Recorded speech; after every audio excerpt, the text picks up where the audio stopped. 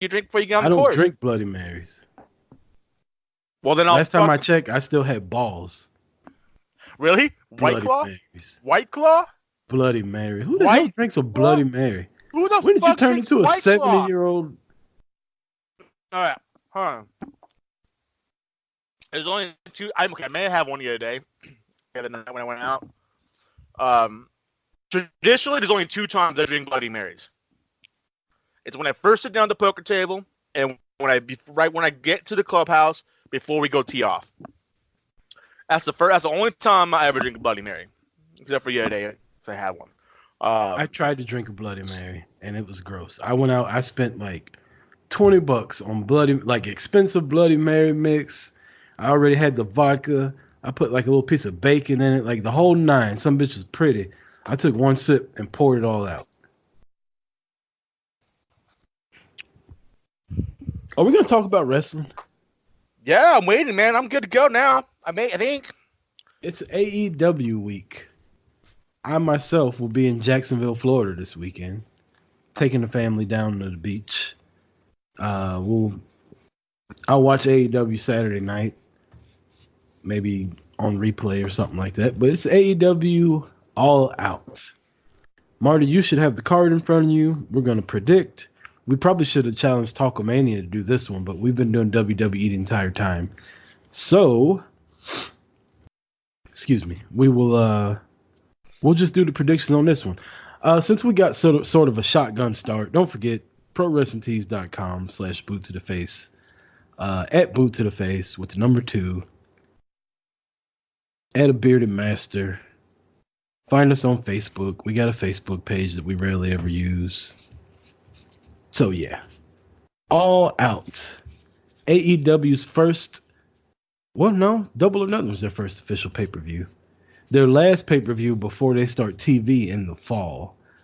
Speaking of which, before we get to that, big news coming out of NXT. NXT goes live for 2 hours, starting mid-September, Marty. You got no DVR. You've got both channels. You got USA and you got TNT. Which one are you watching? between AEW and NXT, I'm watching AEW. Wow. You know, I think I'm leaning that way. Only because, no, I take that back. No, AEW doesn't have, they got Cody, they got a couple other people, but they don't have enough that I like. Here's the opposite. NXT doesn't have enough that I like that brings me on to them. Well, see, I was thinking exactly how you're thinking right now. You're not a Cody guy. I mean, you are a Cody. You're not a Young Bucks guy. You're kind of on the fence with Kenny. No, I'm not on the fence. I'm all the way on the side of fuck Kenny Omega. Okay, well, I was trying to be nice, but okay. I mean, he does more V triggers in the match than Roman Reigns does Superman punches, and nobody says anything. And it's called the V trigger. It's named after a fucking video game. Like, could you be a bigger virgin? Kenny Omega, get the fuck out of here.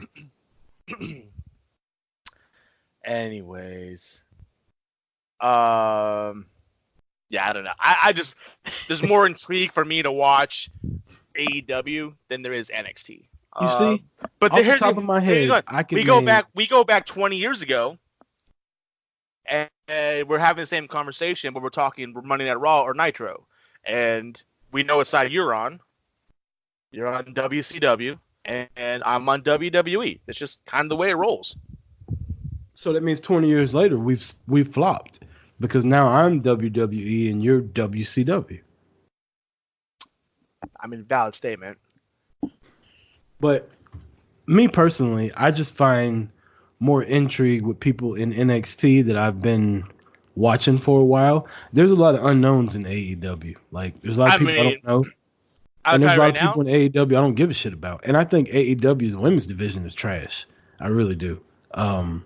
Well, I can tell you right now, if somebody was automatically on that TV show, night one, then I would be tuning into NXT over AEW. I actually think that that's gonna. I've been reading stuff online about she's in line to kind of She's already. I mean, she's already got like Triple H is already posting about her and everything, man. I mean, she's been doing this for a long fucking time. It's not like she's just, fresh into the center and like, hey, I'm gonna learn. I want to become a wrestler. She's been doing this shit for a long ass time. She's been doing it longer than half the fucking women on the roster, on the main roster.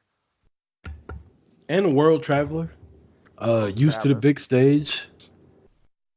I mean, to be honest, as much as I can't stand her, the only one that really has as much experience in the ring or worldwide as her is Natalya. Your girl. Your favorite wrestler. So AEW All AEW Out versus NXT. Marty picks AEW. I pick NXT. Just to elaborate on it for a second, like I was saying, I find more people in NXT more intriguing. Even the people in NXT that I don't care for, like Velveteen Dream, I still, I don't know. It's hard to put a finger on it because I don't like him, but once the bell rings, I like him wrestling. I don't like his whole character and all that, but he's so good in the ring, and it's fun to watch him wrestle. I'd watch Io Shirai over damn near anybody in AEW, including Cody. Besides Cody. Cody's like the biggest star in AEW, whether people want to give it to him or not. Moxley's a pretty big deal, too. Jericho, I mean, I've been watching Jericho wrestle for 25 fucking years. Like, it's new, but it ain't new. The Young Bucks are really, it's hit or miss. I like SCU. But in NXT, it's just so much. You got Undisputed Era. You got Velveteen Dream. You got Io Shirai. You got the Four Horsewomen. You got Keith Lee coming up. You got Santana Garrett coming up. You got the Bro, even though I don't really like him that much. I was about to say, the only reason why you're tuning in is because of fucking Matt Riddle.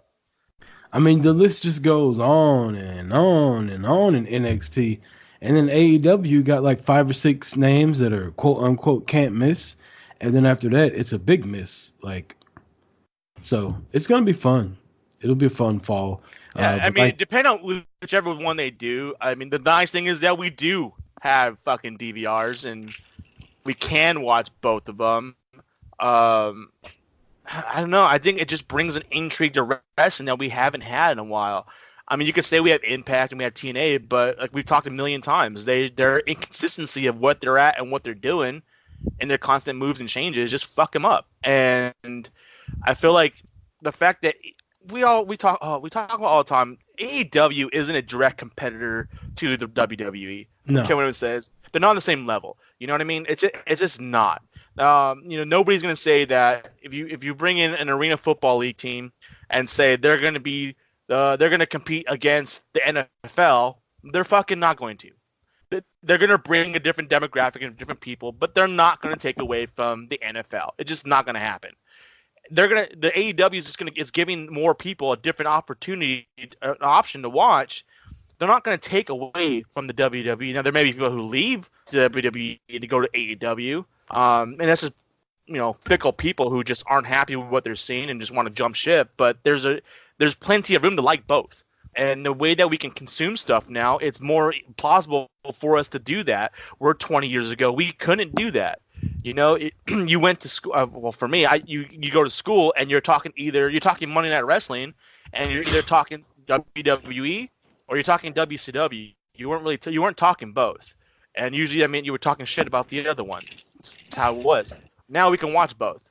There's no reason why we can't watch both and why we shouldn't be enjoying what we have right now, because whether they're competing, and they're going to go heads up, NXT and AEW, and that's because they're trying to, obviously WWE is trying to, capture the monopoly and get more people to view their product, and they know what they have with NXT, so might as well be on main stage. It's gonna amplify what we've been talking for about a year and a half, 2 years now, how the wrestling industry, it's a great time to be a wrestling fan. Now it truly is. We are meeting and approaching that peak to where we're going to get some of the best programming out there, because everybody's finally hitting their marks. And it's giving us a product that we're all going to be able to tune into and enjoy if people let themselves enjoy it rather than looking to hate on the opposite product. You said something a second ago. You said people jumping ship, and I immediately thought of wrestlers jumping ship. That's what's going to be really fun. Seeing people go from AEW to WWE, WWE to AEW. We've already seen it. Bret Hart was the first guy to jump ship. He went from WWE to AEW back to WWE. Like, he was at AEW Double or Nothing with the world title. And then he turns around and he's at SummerSlam with the Street Profits. And, I'm sorry, he's at SummerSlam telling Rollins good job and back on WWE programming. What's funny there is that 2 weeks before that, he's turning down opportunities and offers to come to Monday Night Reunion or Raw Reunion. So that'll be fun to watch. But let's get into it, man. Let's go ahead and should we make our picks first, or should we update the King of the Ring stuff leading in? Right now, as we record, Monday Night Raw starts in 25 minutes. We picked our King of the Ring bracket, and it was King of the Ring real quick. Our King of the Ring bracket was destroyed because Kevin Owens got eliminated in the first round. How do we not see that one coming, Marty? I guess I didn't really put too much on fucking Shane McMahon being involved in this one for some reason. I don't know why. The entire time, like, neither one of us talked about the fact that his ass was going to get involved somehow. I think we actually brought up KO versus McIntyre at the end and Shane McMahon screwing him over. So we kind of got that right. Yeah, that's true. We had 4 matches last week. We got 3 of the 4 right. Unfortunately, the one that we got wrong was going all the way to the finals for us. But in that, we picked Samoa Joe, we picked Cedric Alexander, we picked Andrade, and we picked KO, who ended up losing to Elias because of Shane McMahon's bullshit. Which I feel that something's going to happen from that, and I think we're going to see KO back in there. It's just fucking stupid. Fucking Shane So McMahon. this week, what 4 matches do we got left in the first round? Which I like that they only did half of the first round at the beginning. Yeah. We got Buddy Murphy versus Ali. And we got Shelton Benjamin versus Chad Gable tomorrow night. So we got those 2 matches tomorrow.